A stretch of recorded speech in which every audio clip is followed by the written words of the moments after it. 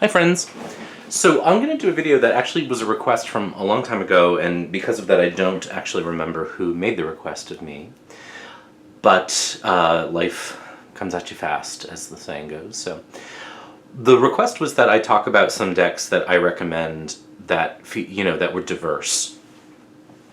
And I know that this can occasionally be a sore subject for folks because, well, I don't know why.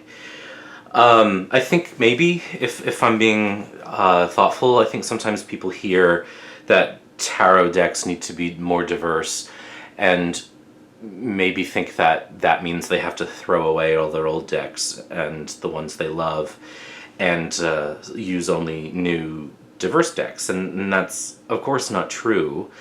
But what we are asking for, I think, as a community, is that decks that come out today and in the future feature the world as it really looks, despite the fact that tarot is a Euro-Christian construct. There are so many themed decks out there that I think that argument is bunk. So we, especially if we read for others, whether or not we charge for those readings, want decks that depict the world as it really looks. And that's the aim. And I ring that bell a lot because I feel like, from my place of privilege, what we call unearned advantage, it's my job to ring that bell.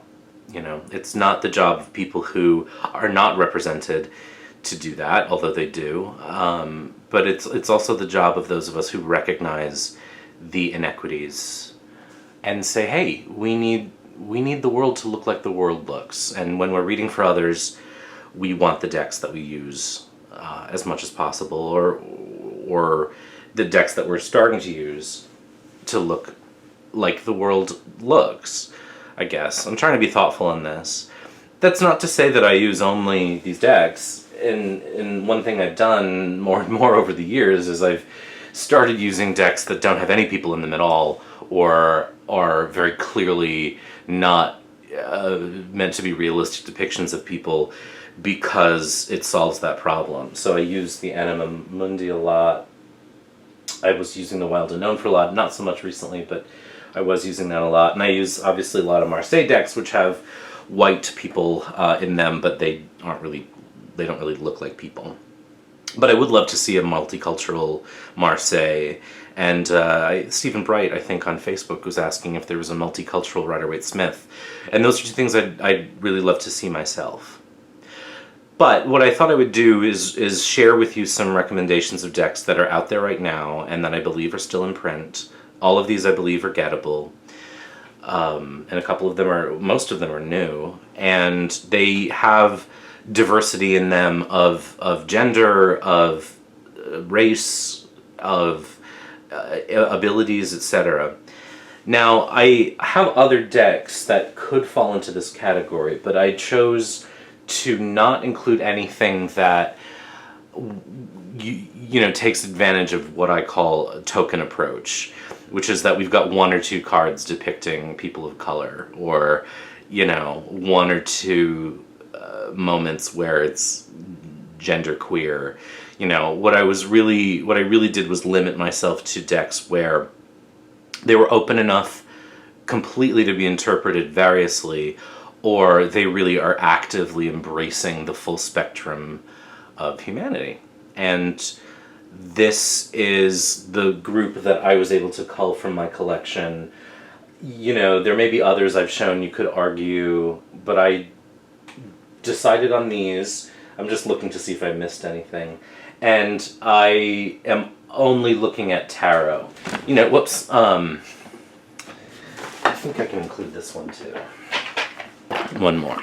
So this is the bunch. So I'm going to just show you a couple cards and talk about each deck, and I'm just going to go in no particular order. And I'm going to start with the Cosmic Tarot. I actually just did a video on this. Let me sort of clear the deck here. Move these up, because I will likely zoom in a bit on these. So I just showed this deck in another video recently. Oh, there is another deck too. See? I had it out because I was using it. So there's more than we think, which is nice. All right, so I have been using this deck. Let's zoom in a bit for it and adjust the light away. Yeah, sorry. So this is the Cosmic Tarot by Norbert Loesch, and I have shown this in a recent video. I don't know that this is necessarily actively diverse, but there is a lot, I don't know that was the intent anyway, but it feature a lot of, I do think this card is slightly problematic, I won't get into why.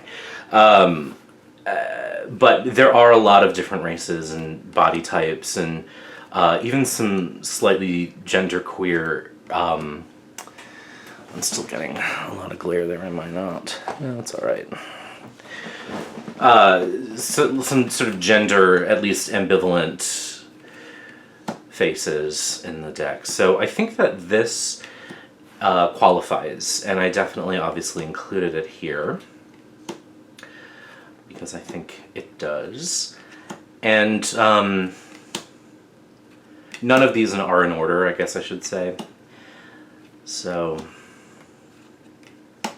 this is the Cosmic Tarot, which again I just did a video of decks that I've had for a while that I don't use much, and this was one. So this is still in print. It's a US Games deck. It's pretty popular. It was, I think, really popular for a while, but that's what the box looks like, or at least the version I got. So back on the shelf. The next one is another US Games deck. I'm 99% sure is still in print, and this is the Ancestral Path Tarot by Juliet Cucci-Watts, which I think I showed in that same video. I'm not maybe I didn't. This is a deck that you know, is sort of the OG of diverse decks. When was this published? I don't know that it says. 1995. So actually this was after. No, it wasn't. So 1995. That feels like, this deck feels like it was 100 years old, but it's not. So each of the suits depicts a different sort of ancestral, or what's the word I'm looking for? A cultural path. So the cups, which are actually my least favorite suit in this deck, are the sort of Arthurian legends. Sacred Circles is a sort of First Nations or Native path. Blades or swords, I think, is Asian, and then wands, I think, is Egyptian. But again, it has, so yeah, swords is Asian. It has an active diversity in it. I also happen to like the size of this deck. I think it is really like a cool size. So this is a consciously diverse deck. It also consciously limits the paths because each suit focuses on a single one, but you do get there's an interesting thing that happens in a lot of Lovers cards where they look like the covers of like soft rock albums from the 70s. It just, you know, to me. But I do like the size and the shape of this deck because it's a little squarer than usual. And again, really actively exploring different cultures. Also, just a world card I've always really liked because it's the world. So the suits are stabs, swords, sacred circles, and cups. And so this is a deck that I have had for a long time, and I forget about it. And I think just because it gets overshadowed by other decks. Also, the suit of cups does sort of, I don't know, like it's fine. But I do really love this deck. And it is really diverse, and the paintings are really beautiful. And the reason why I forgot to bring it on the table initially was because I had it out to use, and I used it a couple times this week. So that is the Ancestral Path deck. I think I'm just going to go in order of when they came into my life. Although I think this one... No, it didn't. I can't remember if the Ancestral Path came into my life before the Cosmic, but I guess it doesn't matter much. Then this next one is one of my all-time favorite decks. Now, this is the original Llewellyn version of the deck, but it has been reprinted and is available in a self-published second edition. Some of the cards have changed. So, and I think Katie Flowers has a video comparing the two, if I'm not mistaken. But this is the famous World Spirit Tarot, a deck I think may have been slightly ahead of its time. It's sort of mind-boggling to me that it went out of print. And this is actually my backup copy. I have another copy that I more actively use. So this is how it was originally packaged. And this was like a couple years of Llewellyn doing these really cool, what they called mini kits. And I liked them a lot. The, oh gosh, what was it? I can't remember his name. Nigel Jackson Tarot came that way too. And there may have been others. And this is one of my all-time favorite decks. I think if I had to make a list of my all-time favorites, this would be a deck that I would include. This might actually be in order, because I don't think I've ever used this copy. This is my... I bought this as a backup, sort of somehow presciently knowing it could go out of print. But I have another copy that I use. This is a linoleum block print that was really richly colored. It was the first deck I ever had that had black borders. I adore this deck so much. It was the first deck that made me think about diversity in decks. It was the first deck that I really fell in love with. In many ways, I think this is the perfect Rider-Waite-Smith inspired deck for modern life. I'm glad that it's back in print. I think that the Sun card, which was always kind of a controversial one, has changed, and I don't know what the new one looks like. It never really bugged me. I mean, it is a weird, you'll see in a minute. You'll see. But there's cultural diversity, sexual diversity, physical diversity. I don't know that there's like able diversity here. So there's the Sun card with the like, it looks like a wrestler, but it's really just a stunning deck, and again, it's one of my all-time favorites. And I love the richness of the colors, and I really, again, I don't know why this doesn't get pulled out of the shelf more often. I think, you know, just as we do, we tend to use the decks that are newest, and I don't always return to the ones that got me where I am today. But I think this is a deck that definitely deserves some attention. So you can find this through the author's website, the artist's website, and I recommend it highly. I think it's one of the best ever. I'm having a very nostalgic moment looking through it right now, because I definitely... actually, I got this deck I was working in Boston for a few weeks in September in 2001, and I remember getting this deck, I think just before or after September 11th, 2001, and I remember doing readings from coworkers in the lobby of the hotel we were all staying in, because we kept getting evacuated from the Prudential Center. So there are full walk. There's Pamela Coleman Smith as the Seer of Cups. This was also, I've talked about this before, but this was the deck that really helped me understand the core cards, because they're not Page, Knight, King, and Queen. It's Seer, Sibyl, Seeker, and Sage. And that made sense to me in a way that nothing had prior. So that's the World Spirit Tarot, which again happily is back in print. That's why I probably wouldn't have included this if it wasn't, but I tried to not include anything that I know is hard to find. So that's that one. The rest really of these are pretty new.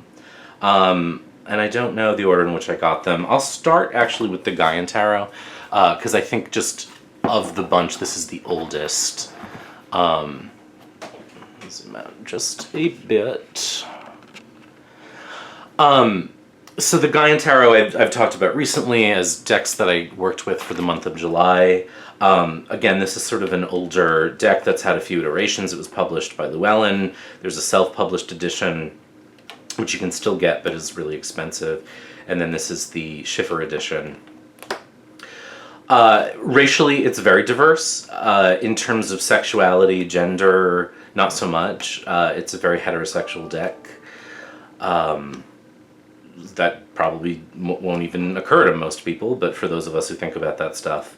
But I do think it's really nice. One of the challenges of trying to find diverse decks is that I don't necessarily like decks that are super modern, which a lot of the rest of these are, but all of these, I think, in their way, transcend my misgivings about that. And there are things that I don't like about all of them as well. So this is the Guy and Tarot. Again, this is a pretty famous deck, so I won't belabor it. But I do like it. This is the Schiffer version. I have seen it trimmed. I haven't felt the need to trim it, and again, I demonstrated this in another video, but it actually shuffles pretty nicely. So that is that one. Put that back on the shelf. Oh, I can't. So I'll put it... My shelves are so overfilled at the moment that I don't even know what to do about them. Let's look at this one. This is the Cicerobito, which is obviously very popular. This has one of the... I really like the packaging of this deck, but it is a hard deck to get out of its box. So let us zoom in again.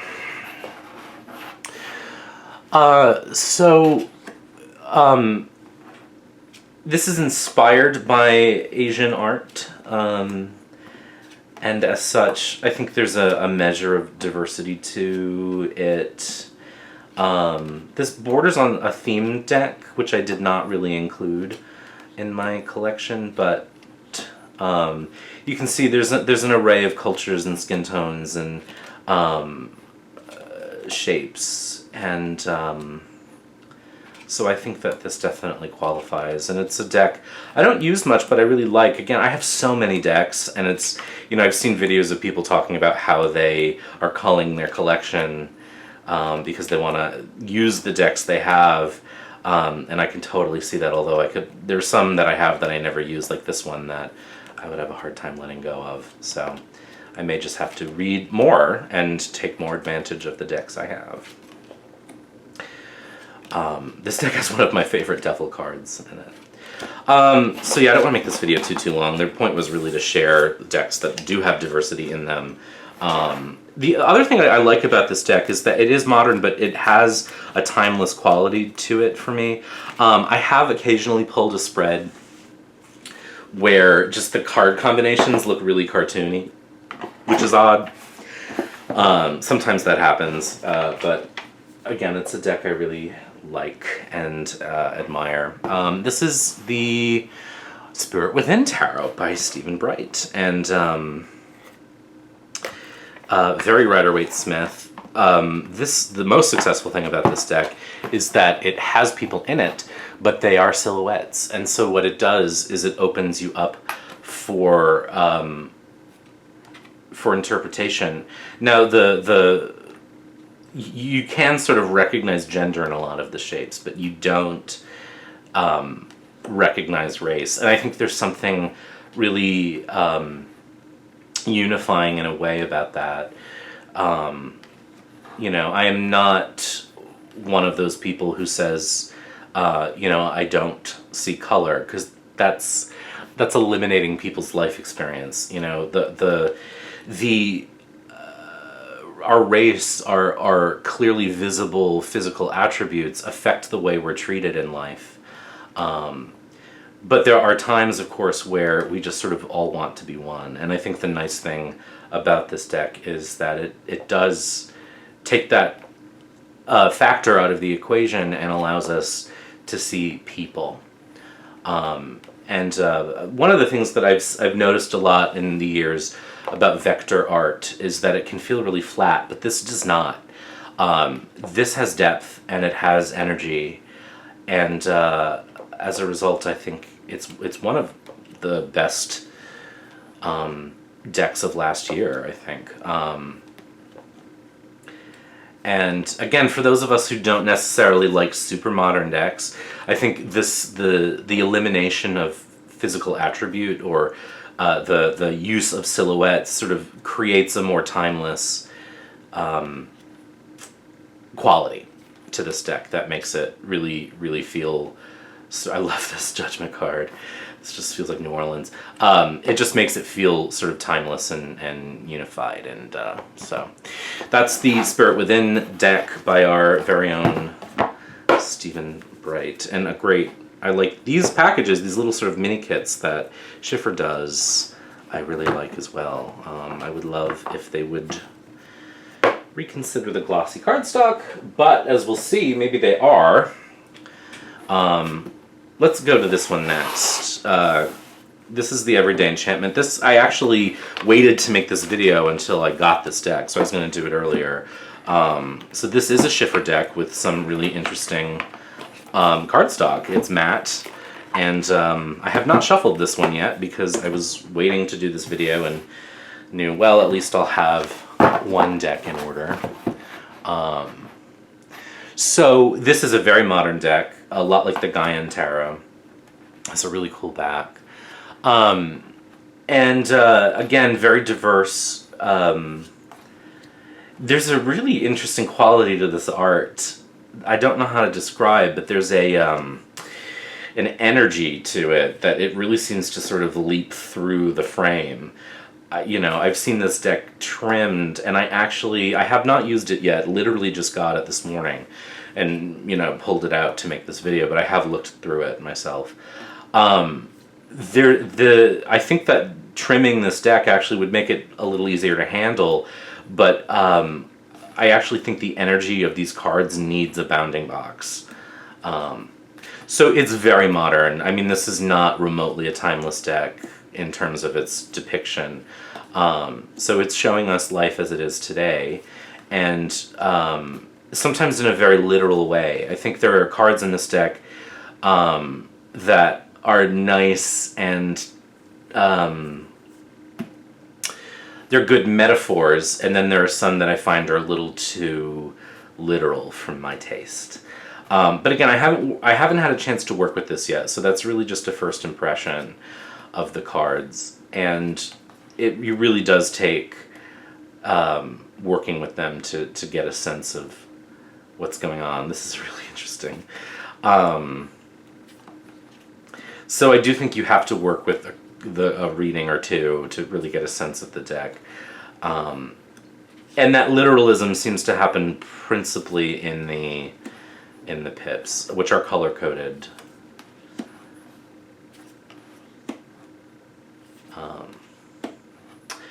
Yeah, this Eight of Wands to me is one of them where I sort of, like, it's such a specific moment.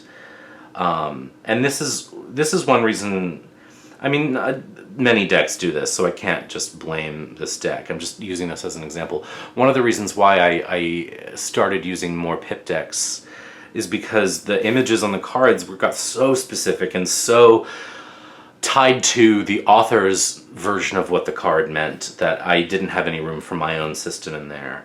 And that's one reason why I sort of pulled away from Rider-Waite-Smith over the years. Although I'm obviously dipping my toe back in the water lately too and just finding balance, I just think sometimes the images are so specific it's hard, you sort of have to explain them away. But I don't know, so that's the Everyday Enchantment. So I haven't even, as I said, I haven't shuffled this yet. So I don't know how it'll shuffle. Let's see. It shuffles really nicely. So the thing I'll say about Schiffer is that even if their decks are really glossy, I think that this is much better cardstock. I hope this is where their decks are going. Because that works really nicely. So I don't know how I feel about this one yet, but it definitely scores high on the diversity meter, which is what we're talking about here. So let's get them back in the box, and then I can spend some... I really like this cardstock a lot. Thank you, shipper. Do more of this, please. Because also the laminate doesn't look like it's going to peel off. All right, I saved this one for last just because I backed this. This was the first deck I ever backed on Kickstarter or Indiegogo. I can't remember which. And I've backed a bunch since. But I was really happy to do this because Noel Arthurian, who is the artist and author, made it their mission to build a deck that was diverse and that was actively engaged in the world as it exists today. And I do think, again, there's a timeless quality to it. Not a lover of the box, but I do have these little post-its there to keep the cards from slipping out, which is a tip I can give you. So again, a really beautiful, diverse deck. Glossy cardstock, but it shuffles really nicely. It cardstock-wise sort of reminds me of the Sassarabito. Shuffles very similarly. And again, it's representative of different ages, races, body types, abilities, sexualities, gender identifications. And I think it is... it's very modern, like most of the others are. I think that though it has a timeless quality to it, you know, the artist is active in comic books, and so there is a comic book nature to the art. But again, I don't think it detracts much from it.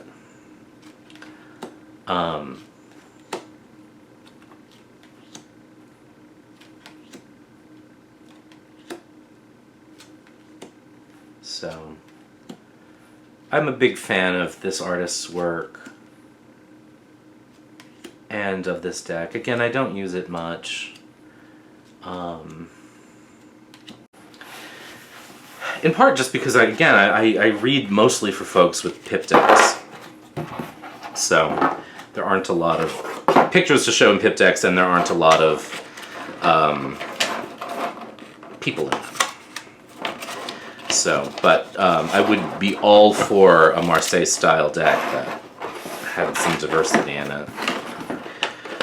So those are my recommendations, or the things that are in my collection that I think... this is really not my favorite box. That I think are worth exploring if you want to add decks to your collection that have a more accurate painting of the world. You know, there are others I could have included. The baseball tarot actually is really diverse, but it's out of print, and it's a theme deck. The Chiro Marcotti's retrospective deck, I think, is his most diverse, but that one is sold out. And you know, I could have included decks like the Shadowscapes and the Prism of Visions, where the people aren't really looking all the time like people, because you get sort of a diversity in there, but it's sort of the absence of people in diversity that makes it diverse, and so I didn't include that. And then I guess I went back and forth on the Fountain Tarot. I think the Fountain Tarot is lovely. It's not a deck I use much, but it is in print. I actually find that it could be more diverse. I do think it's fairly white. I have to say, I just got Dame Darcy's Mermaid Tarot, this new edition, and that has more diversity than I expected, which I was pleasantly surprised by. Stella's Tarot you could include here, but I think that's out of print. So, yeah, I think that's what I have for you. And again, I think just to reiterate my key point initially is that it's not about getting rid of the decks you have and love. It's about welcoming more decks into your collection that paint a picture of the world that looks like the one we're actually living in. And I think that's more important now than ever, given the really nasty rhetoric that comes out of especially the United States when it comes to immigration. But it's not just the United States. You know, I was listening to a story about some moments in Germany of really angry anti-Muslim, anti-immigrant stuff. Nationalism may feel good, but it frequently leads to war. So, anyway, that's what I got for you, and I'm happy to be back and making videos, and we'll talk soon.